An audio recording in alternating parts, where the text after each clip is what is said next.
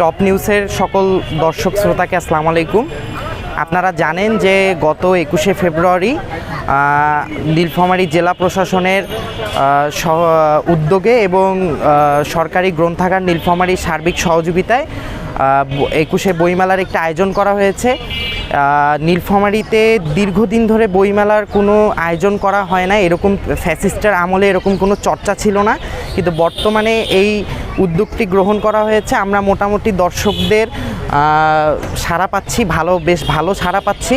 এখানে আমাদের বৈষম্য বিরোধী ছাত্র আন্দোলন নীলফামারী জেলা শাখার একটি স্টল রয়েছে, এখানে আমরা বই প্রদর্শন করছি, মেডিকেল সেবা দিচ্ছি। মেডিকেল সেবার মধ্যে রয়েছে হচ্ছে ফ্রিতে প্রেশার মাপা, আপনার ডায়াবেটিক্স মাপা এবং হচ্ছে ওজন মাপা, আর সেই সাথে ব্লাড গ্রুপিং টেস্ট চলছে এবং কেউ যদি রক্তদান করতে চায় সেই রক্তদানের সুযোগ রয়েছে।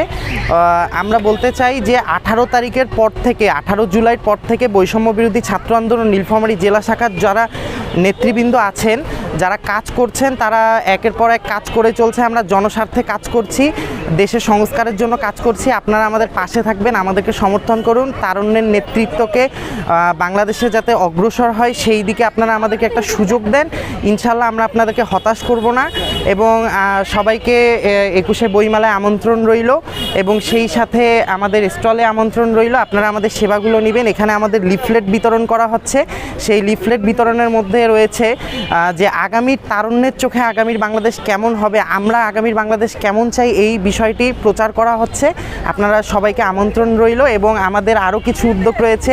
আমরা এখানে উন্মুক্ত আবৃত্তি পাঠের সুযোগ রয়েছে সেই সাথে কুইজ হচ্ছে সর্বসাধারণের জন্য। এখানে সাথে সাথে পুরস্কার দেওয়া হচ্ছে বৈষম্যবিরোধী ছাত্র আন্দোলনের পক্ষ থেকে।